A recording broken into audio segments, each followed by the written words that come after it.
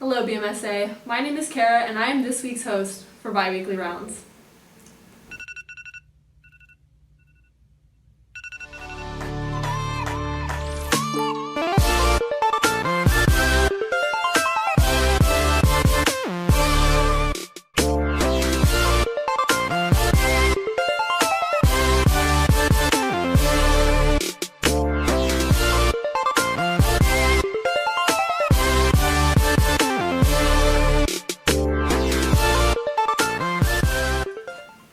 I hope you guys all had a spooky Halloween, and I hope that you guys also remember that the deadline for points is fastly approaching, so make sure you're getting those points in. Before we hear from our guest speaker, let's go head over to our officers and hear some of the events that are coming up this week. Hi BMSA, welcome back to another general meeting. My name is Delaney Shu and I'm your president for this school year. Just a friendly reminder to pay close attention during the meeting. The speaker and the media committee took a long time to put this together for you guys, so just be respectful. Make sure to fill out the Google form in the description box for your 5 general points, and reminder that you have to get 50 points this semester, 10 academic workshop, and 10 service. Thank you guys and enjoy the meeting. Hi, I'm Sarah and I'm your service chair this year. I'm here to remind you guys to get your service points now. The events are still limited, so it might be hard to get all of your points at the very end of the semester. So try to space it out, try to get your points as soon as possible, and I look forward to seeing you guys. Hello everyone, my name is Jessica Fan and I'm one of your Global Health co-chairs. I just wanted to let you know about some of the events we have going on in the next couple of weeks. First, we have Global Health Outreach on Tuesday, November 3rd at 4:30. We also have Medical Spanish on Wednesday, November 11th at 5:30. I hope to see you guys there. I woke up early in the morning just to feel the light of day. Had to open up my window, get the shadows out my way. Hello everyone, I'm Daniel Jones, one of your Global Health co-chairs, and I just wanted to let you all know that on November 4th at 7 p.m. there's going to be the last World Health Organization workshop of the semester. Thank you all. Hey guys, my name is Danny Grave. I am BMSA's media chair, just filling in for Abel Thomas, our treasurer, because he's not here this weekend. But I'm just here to tell you about some scholarships we have coming up. We're going to have 2 scholarships. The first one is going to be tuition based, and it'll be $250. 4 applicants will be able to receive this based on our selection committee. And next we have a MCAT scholarship that'll be worth $2,499. And both of these scholarships will be available on the website under current members, under scholarships. And we'll send out the link for that in the future. And both of these scholarship applications will be due November 13th at midnight. So make sure to put that on your calendar. This is a great way to earn some extra funds. We're all struggling college students, so make sure to take advantage of all the resources you can. And if you have any questions, go ahead and email bmsa@baylor.edu or go ahead and email abel_thomas2@baylor.edu. Thanks, guys. Well, hello everyone. My name is Cameron Campbell. I'm the BMSA Vice President. Thank you all for joining us today. As you can tell, the format has changed a little bit again due to some additional COVID guidelines from Baylor that we are happy to abide by to decrease the spread of the virus and protect our fellow neighbors. As many of you may have seen, Dr. Deborah Birx, who is the coronavirus response coordinator for the White House Coronavirus Task Force, was recently on campus and gave Baylor an excellent review on handling the COVID response and said that we are the example of how other colleges should follow. So that is in large part due to all of y'all's selflessness and willingness to help flatten the curve. And with that in mind, I know there is a lot of COVID fatigue, but please continue to keep wearing your mask and social distance as much as possible. So today we have a very special guest, Dr. Magen Lesak Geiger. She's a family medicine specialist in Waco, Texas, and currently works as a 3rd-year family medicine resident at the Family Health Center. And if the last name sounds familiar, it is because she is married to one of our previous guest speakers, Ethan Geiger, PAC. She's going to present for us today on what it is like in family medicine and afterwards answer some of y'all's questions. Thank you so much for joining us, Dr. Lesak Geiger. We are excited to have you, and you can take it away. Awesome, thanks. Excited to be here. So like you mentioned, my name's Megan.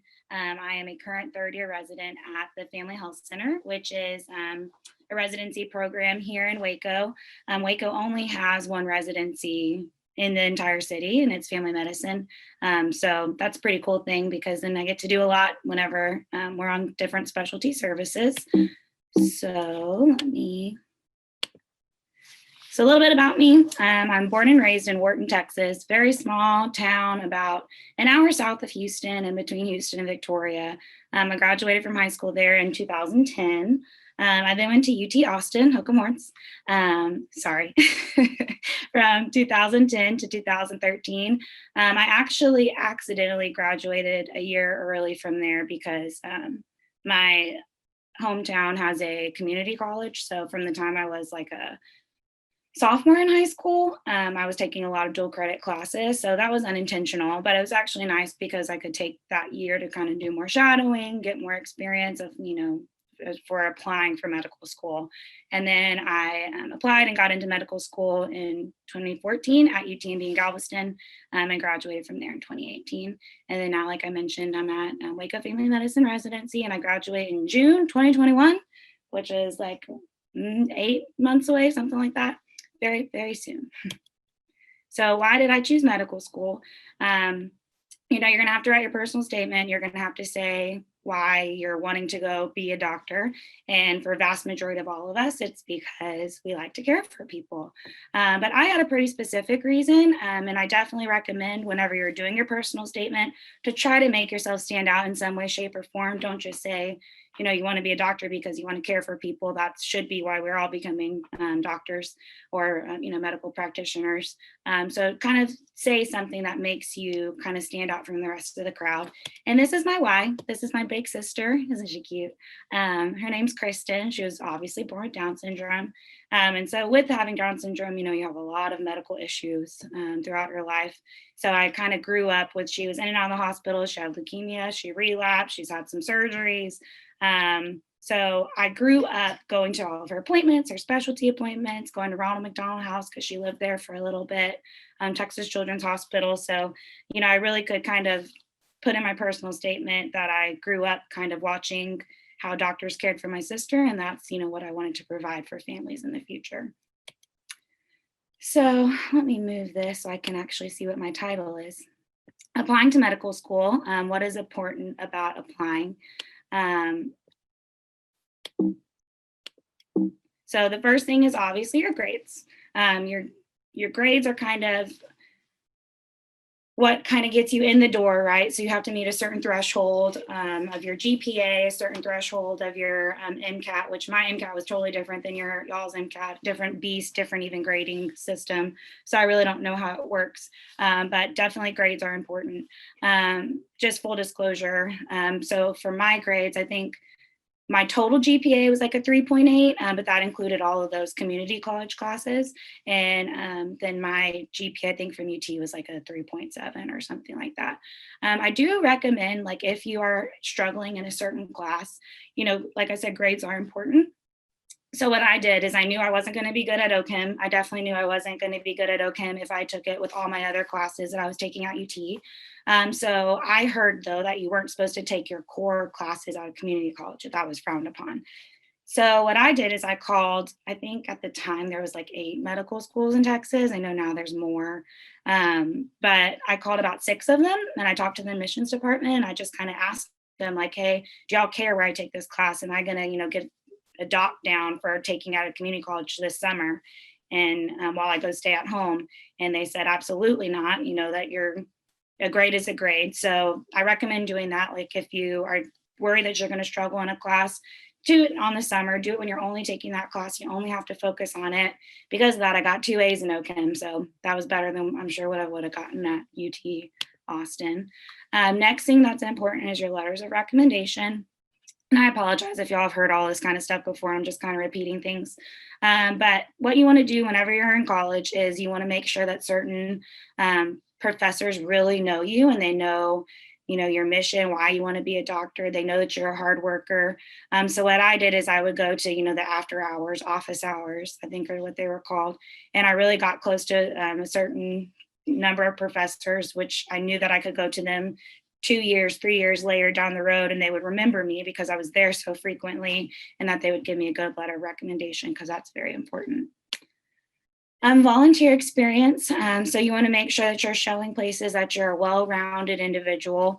So I was part of the Texas Sweethearts. It was a spirit, social, and service group, and they actually set up a lot of volunteer experiences for me, which was made it easy, easy to put on my application, and I got to hang out with my friends while, volunteering. So definitely make sure that you're showing your application and everyone reading your application that you're not just studying all the time, that you can be a well-rounded person. Because whenever you're a physician, you don't just have to be a good physician, you're, looked highly upon in the community as well. So you want to make sure that you're showing people that you can do that in the future. Leadership experience. I don't think in college I was I was in multiple clubs, but I wasn't like an officer in any of the clubs. But definitely that's a nice thing to be able to put on your application if you can try to get some leadership experience in there.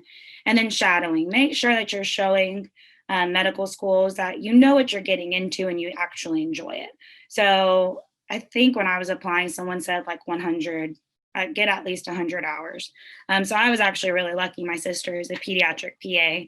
And in that year off of school, I was working a job, but I was able to take off for 2 weeks and go stay with my sister, and from 8 to 5 shadow with one of her doctors there. So that was really nice to do. And lucky for y'all live in Waco. I mean, we have a ton of healthcare facilities here. We have 2 hospitals, lots of specialists. So really just reach out to people and see if you can get some shadowing experience and things that you think that you're interested in. And last but not least, personal statement. I kind of already touched on that. You want to tell people why you want to be a doctor, but you want to stand out. So really try to make it something that, is unique and really shows who you are as a person, so they can see that through the paper. And always have someone proofread it for you, because you're going to think it looks great. And then my mom changed like everything on mine. So just make sure that you're really getting someone to check your work. So for interviews, what do you do once you get interviews? Number one thing, relax. Once you get an interview, you are qualified to get into medical school, right? Like that's really, they're just at this point making sure that you're an actual good people person, that you can talk to people, that you're not, weird in any way. So just know that once you're at interviews, you are qualified. Relax. Medical schools, they want good they want good students, they want to produce good physicians. So they're actually, recruiting you just as much as you're wanting them to, accept you as well. So keep that in mind. Be yourself, like I said, show them that you're an actual person and that, that you're normal. Do some mock interviews with your friends. It'd be helpful as an organization, I'm sure y'all do this, to have some like professors, be able to give mock interviews to the students who are interested, so you can kind of practice. Interviews are obviously scary at first, so just kind of being able to practice answering questions, practice kind of that intense environment, and get some feedback on how you did would be really helpful. And no general ideas of how to answer common questions. So I think I just Googled like most common questions asked during a medical school interview. And I kind of thought through what I would answer to most of them. They tell you sometimes there's going to be these like terrifying ethical questions. I can tell you that I never had one of those. Mine were really just kind of conversations, like I said, kind of just fun banter back and forth. But the most common question is, tell me about yourself. And that was my least favorite question. So have your spiel of what you're going to say when they say, tell me about yourself, because they're definitely going to ask that one. And then, so for me, I did TMD-SAS, I think it's still called that, just through the Texas medical schools. I applied to the ones that you didn't have to send a separate application to. So I think that was like 6 of the schools. And I got interviews at 4. So yeah, my interview experience, I applied to 6, I interviewed at 4. I was initially accepted to 1 of the 4, during match, but I was put on a wait list to 2 other ones, and I actually got in on both of those wait lists. So I would just kind of want to encourage you too, if you get waitlisted, don't freak out. Think of it as there's, the top people that are applying for medical school. Those top people everyone's going to want, but they can only go one place. So spots are going to open up later on. Don't freak out if you don't initially match and you get on a wait list, because the likelihood of you getting in, like I said, is pretty high. I got into all of them. So I was accepted to 3 of my overall 4 interviews, and chose to go to UTMB. So now you're in medical school. What do you do? Sorry, I'm talking a lot and I'm talking fast. I hope this is all helpful. You're going to study. You're going to study a lot. You're going to treat studying as your job. I wouldn't recommend like having a job in medical school because quite literally I would get to the library at 8 and I would study till 5 or later, depending on how close the test was. So really focus on studying. Plus or minus research, that really depends what specialty that you're going to go into. Research always looks good on an application. Like for family medicine, for example, I didn't do any research and that was never something that I needed to do or I felt like I needed to do. But if you're going to do plastic surgery, orthosurgery, those dermatology, those things that are really, really tougher to get into because there's less spots and people want to do them. You're going to want some research to show that you're interested in that, you've been working at it a long time. Again, letters of recommendation. So this is a little different. You're going to be working with physicians like during rounds and whenever you're working with different specialties. So again, letters of rec, I'm on the selection committee for our residency program. So I kind of go through a lot of applications, and letters of recommendation are really important. They can make or break an application. So make sure that 1, you're making good relationships. 2, that you maintain those relationships. So like you check in every now and again because they're not going to really remember you after so many students go through from your first year to your 4th year. And 3, ask people that are going to give you a good letter because they're very, very important in applying for residency programs. Same thing, you're going to want to volunteer, show that you're well-rounded, and stay open-minded. So because my sister had Down syndrome has Down syndrome and had leukemia, I always said I want to do pediatric hemonc, and that was what I was going to do. And that's what I always said. I went into med school thinking I was going to do that. I did my pediatric rotation and I loved it. And then I did my family medicine rotation. I realized that I love this more, and I'm super passionate about caring for families as a whole. We joke and say you take care of womb to tomb. So they say a lot, and I forget this statistic, but a lot of people change their mind in medical school on what specialty they want to be. Just keep an open mind and don't freak out if your mind's telling you to do something you thought you were going to be set in one way your entire life, and then it changes, and that's okay. And have fun. College was very fun for me, but medical school was amazing. I really met a great group of friends. We were like-minded. We were, had similar interests. We were obviously the same level of being driven and kind of devoted to what we wanted to do. So it was a really fun time. So that's my people. Every year we took a picture whenever we finished the year. I couldn't go back and find them all, but that was the end of 4th year, graduation. Yay. Okay, what were some challenging obstacles of becoming a doctor? The first one, and I think if you ask my fellow co-residents, they'll all answer this too. It's something called imposter syndrome. It's, your entire life you're in school. For 20 plus years, you're in school. And then all of a sudden, nothing really changes. You just kind of graduate and then you're a doctor. So it takes a long time to get used to. You don't feel like your patient should be calling you Dr. Lesak. You don't feel like, you're qualified to take care of people, but you are because you have been in school for forever. So just keeping that in mind. Acknowledging death. Obviously we don't want our patients to die. That's not why we become doctors, right? We become doctors to save people's lives. But the reality of the matter is people do die. And, my intern year, I really had to kind of figure out how I could process these and what I needed to do in order to cope so that it wasn't affecting my job and it wasn't affecting, my mental state. So just knowing that obviously that's going to happen and kind of being prepared for it. And then work-life balance, it's hard. Like he mentioned, I'm married. I got married in my 2nd year of residency. I recommend getting married. I do not recommend getting married in residency because it was a little crazy.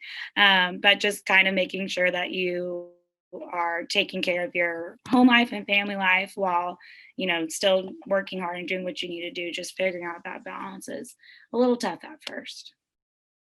Exciting times, delivering babies. So, family medicine, we get to deliver babies. We were supposed to record this on last Thursday, and 5 minutes before we were supposed to start, I had to run and go do one of my continuity deliveries.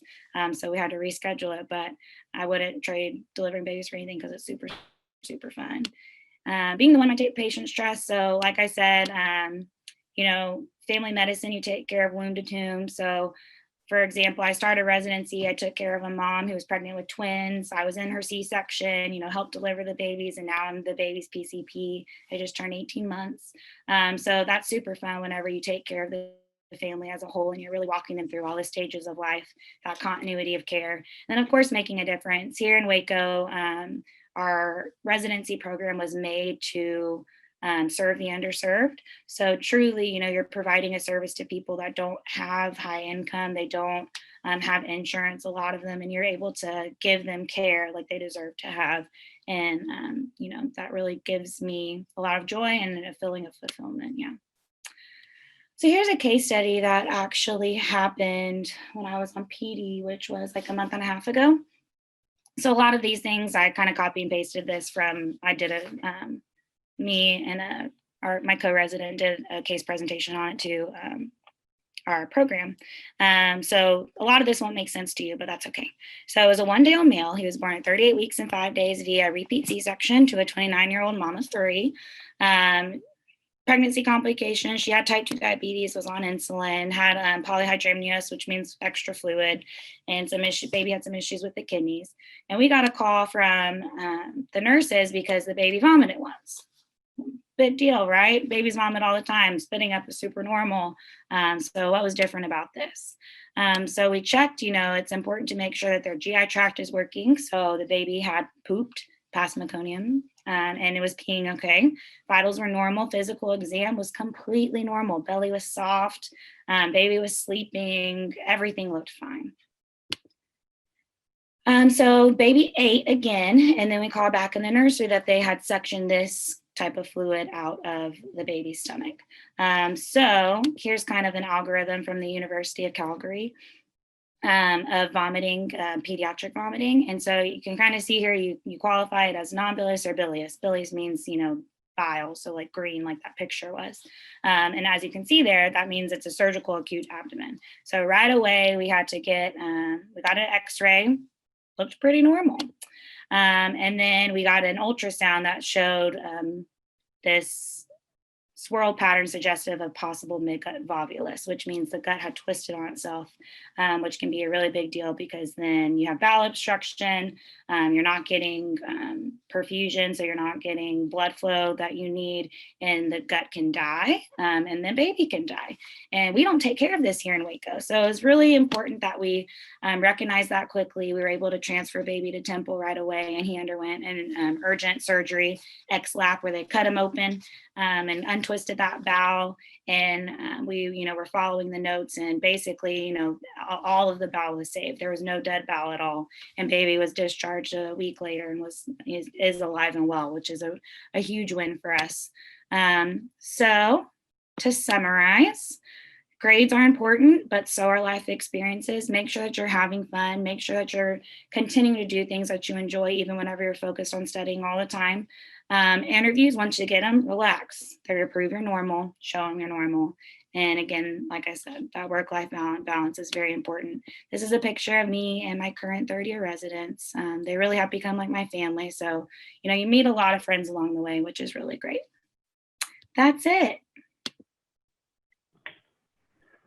Wonderful. Thank you so much for that presentation, Dr. Lesak Geiger. I find it incredibly helpful, and I know our members at home will too. So now we're going to go on to the Q&A portion of our presentations, where our members have submitted their questions online, and I'm just going to read them to you. Perfect. And so our first question comes from Autumn Emily. She's a biology major from Montgomery, Texas, and she wants to know, what do you think is what is most important when considering med school options? Yeah, so you're really going to get a feel whenever, well, first you want to look at place, right? So I knew I wanted to stay in Texas. I want to stay close to my family, so I only applied in Texas. So don't apply to places that you don't want to live, because, you're going to be stuck there for 4 years, so it's kind of important. And then 2, once you get interviews, you really can get a feel for the students, right? So like UTMB, I loved it because they don't rank you there. So it's not like a super competitive environment. Everyone's there to just kind of help each other out. And the island feel kind of translates to all of the faculty and professors. Like it's just a very relaxed place. And other places I interviewed, who I won't mention, it did not feel relaxed at all, and it felt a little bit more cutthroat. And if that's your thing, great, but that's not my thing. So just kind of paying attention to, if the students look happy or not is important. Yeah, absolutely. Something I feel like is overlooked a lot of times. Choose somewhere where you're going to enjoy it. Right. And so the next question comes from Gia Cummings, who is a university scholars major from Aurora, Colorado. They ask, what do you most look forward to for a day on the job? I just love seeing my continuity patients. So I love going to clinic and I see a lot of familiar names on there. You have patients that you're following very frequently for certain things, and they just can brighten your day. So I love the continuity of family medicine, and I love whenever ladies that I take care of in pregnancy, when I get that call that they're about to deliver and I have to rush to the hospital. I love that too. Gosh, what an exciting feeling. I remember on Thursday, whenever we got the call that said you had to go deliver a baby, I said, what an actual superhero. Like, honestly, it's so incredible. You get to bring life The into the mom's a world. superhero. I'm just there to help. Really, babies deliver themselves most of the time. And so Kinsey Pinsack, a biology and French major from Geneva, Illinois. You kind of touched on this already, but they want to know, what was one of the hardest challenges you faced in medical school, either academically or outside of school? I'd say in medical school, the hardest thing was, and I don't mean this rude, I don't know how to say it and not sound rude, but you're not the smartest one there, right? So like, whenever you're in college and you're pre-med, you're kind of, your grades are normally, you're on the higher end of things. When you go to medical school, everyone's smart.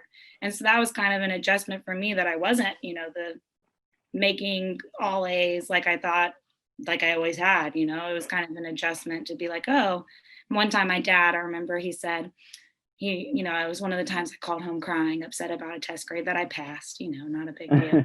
Right. And he said, well, Megan, what do they call like the person in medical school who graduates first? I was like, I don't know. I don't know if they call them a valedictorian or what they call them. He said they call him a doctor. And what do they call a person that graduates medical school last? I was like, a doctor. Oh man, how nice. Yeah. So, just that kind of was a hard transition for me, but I got over it real quick. Absolutely. That's something, there's a lot of pressure at a school like Baylor. And you have a very unique experience coming from community college. Mhm. It's one that I also experienced because I'm a community college transfer student. And there's many others also in BMSA. And I feel like I know, at least personally, I was a little discouraged coming here because everyone seems so smart. And you come from a community college. And, all these people are already doing research and doing all these things. Right. But, that no one should ever be discouraged, because just like you said, whenever you graduate first or last, you're called a doctor and stuff like that. Right. Yeah. And so let's see. Our next question comes from Heather Moore Malik. Wants to know, what is one thing that you would have done differently in preparation for medical school? You can say multiple things or just one.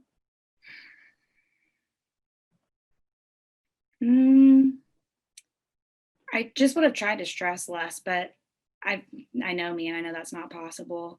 I think I don't know if I mentioned this. I meant to, that I had to take the MCAT twice. My first score was not what I wanted it to be. So I had to, study, take it again. And I thought my life was over and I wasn't going to be a doctor. And just kind of trying to relax a little bit more would be something I would try to change. But realistically, I kind of know me. I don't think I'd ever be able to just relax. It's a lot easier said than done. Do you know exactly how you may have relaxed more? Or did someone just need to tell you to relax, or anything you could have done differently? I mean, if I would have had a crystal ball that showed that, I'd be where I am now, that would have helped me relax. But Absolutely. I just needed to put it to God more. Know He was going to take care of me, because He did. Of course. Well, that's actually all the questions from our members, but I have a couple for you from me. And one thing I found really interesting is that all semester, at least that I'm aware of, we haven't had any questions about COVID. And so maybe because we talk about it all the time, it's always on the news. But I was wondering, how has the coronavirus impacted your work as a family medicine doctor? And also, has there been a spike in patients that are sick or just paranoid? And what kind of PPE do you wear? And if it's, Those are all great questions. yeah, or have you had to quarantine at all, if you don't mind sharing? How's that Yeah, been no, like? I haven't had a quarantine. Some of our fellow residents have. But basically, whenever it happened, it, was kind of like everyone. I was very anxious. I just didn't know what this meant. One, for our world, but two, for my training, right? Family medicine is only 3 years. It's the shortest residency program that there is. I think, ER and maybe PD is 3 years too. But I was just kind of like, am I still going to be being able to learn, is all I'm going to take care of now, COVID? Like, kind of, how is that going to affect, just my training in my last year?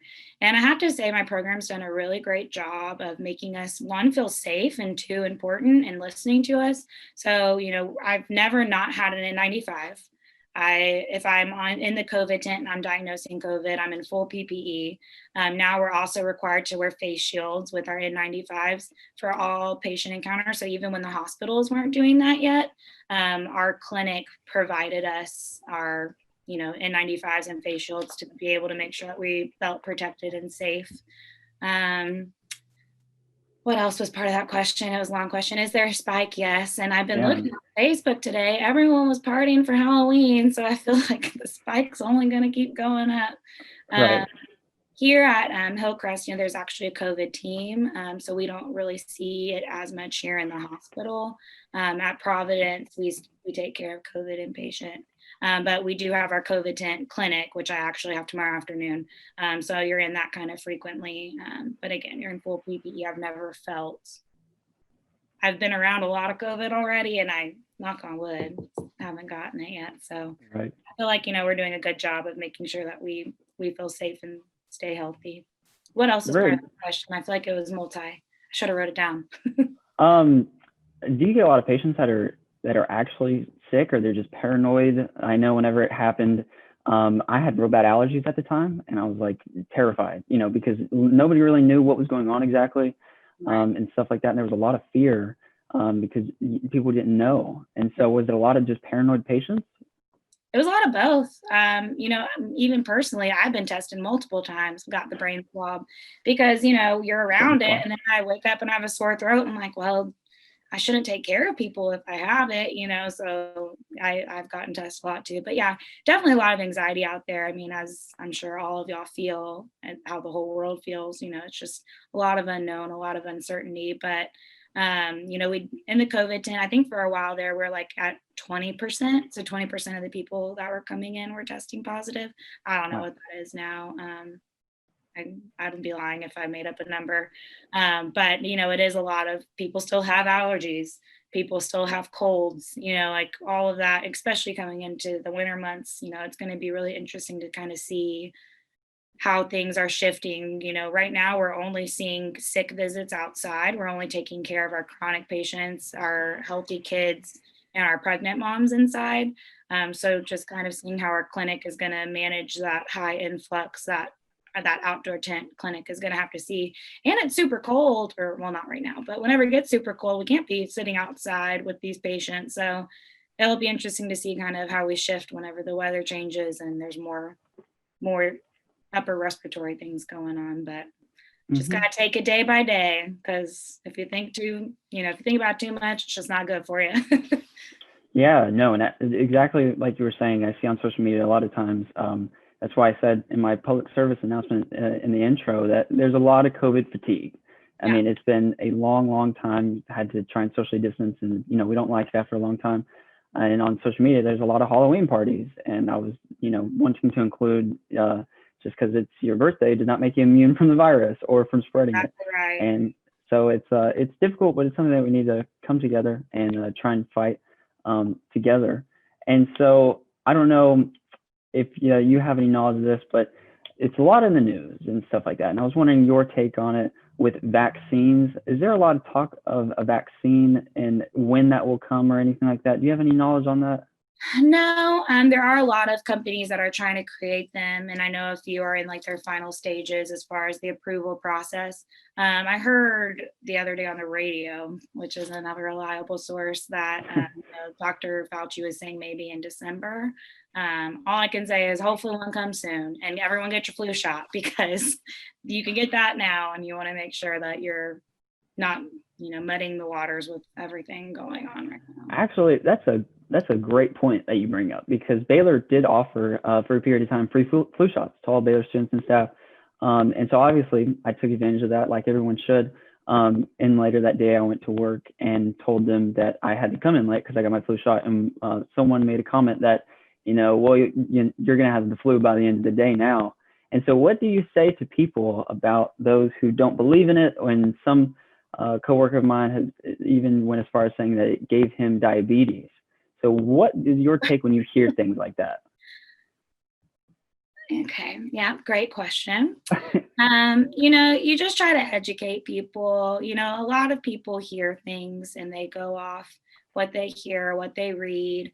And you just have to remember, you went to school for 1,000 years to, help people and help them understand, why you're recommending things. So, I just try to kind of point to literature. I'll have the herd immunity picture. I don't know if you've seen it, where it's like, if people don't get vaccines and this many people are going to be affected, and you just try to, you give people grace. You don't want to be sarcastic and be like, well then fine, you can get the flu, what do I care?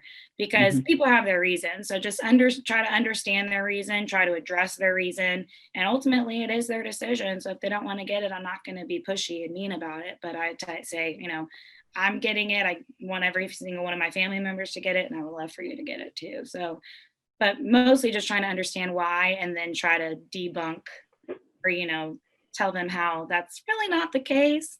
But, ultimately it's up to them. Absolutely. That's kind of all you can do. And with so much misinformation out there, people Right. will make up their own minds. And but that's all you can do. I do have a question about residency. Yeah. There's a lot of TV shows that like to highlight residency and stuff like that. And so what was your first day of residency like? Was it really terrifying? Was it really hard, or was it not as hard as you expected it to be? Yeah, it was. Cause like I said, that imposter syndrome, like, honestly, your fourth year medical school, you're really doing a lot of interviews for residency, and you're not in the hospital even as much as your third year. So I felt like I was smarter in my third year than I was in my fourth year.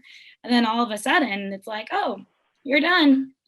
Here you go. You're a doctor now. Go do doctor things. And so, yeah, it was a little terrifying because you just don't feel like you should be done. You've been in school for so long. Right. All of a sudden you're not, and all of a sudden you're responsible for things. So it was difficult. I was on an outpatient month at first, so it wasn't like I was, running codes or delivering babies my first day. But I was on our outpatient, like our psychiatric clinic. And that was, there's a lot of like psych pathology here in Waco. And unfortunately, we just don't, primary care takes care of most of it. So that was kind of a big wake up call, whenever you're seeing kids that are having these, really bad psych issues. It was just kind of like, am I going to be able to take care of these people? Like, am I going to be enough for what they need? And you just kind of take it day by day. You have in residency, you have attendings that should be there to help you along the way. Like I said, my program's a great program. They're very supportive.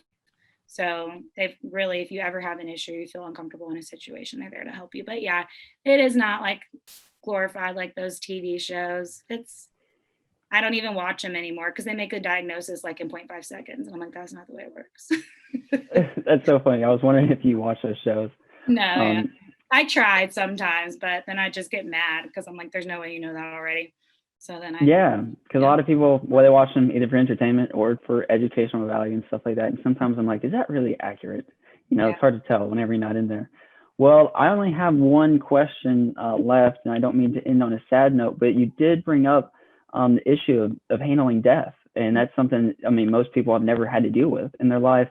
And I was recalling a workshop that we had before talking about it, showing emotion as a physician and stuff like that. And so what do you say to people, like, is it okay to cry?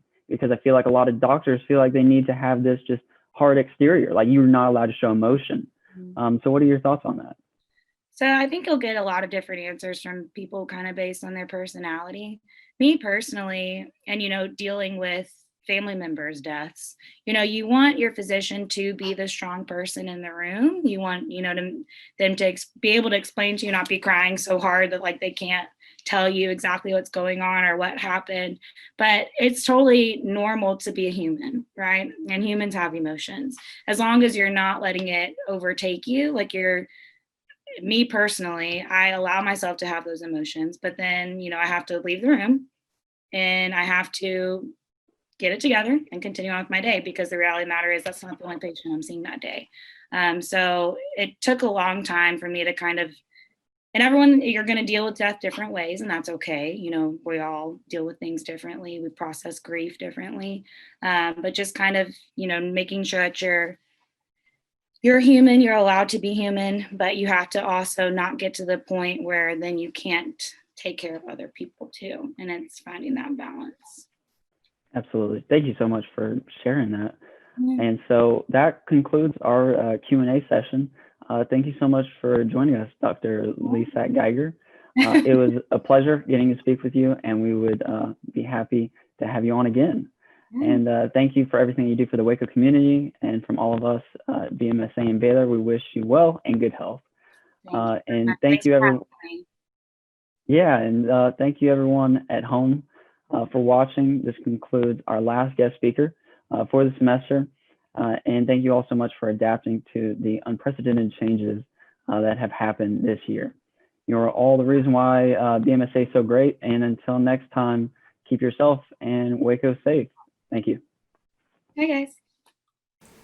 Well, that's all for tonight, guys. Thanks for watching. Make sure to subscribe and follow us on all social media to keep up with all the fun. Woke up early in the morning just to feel the light of day. Had to open up my window.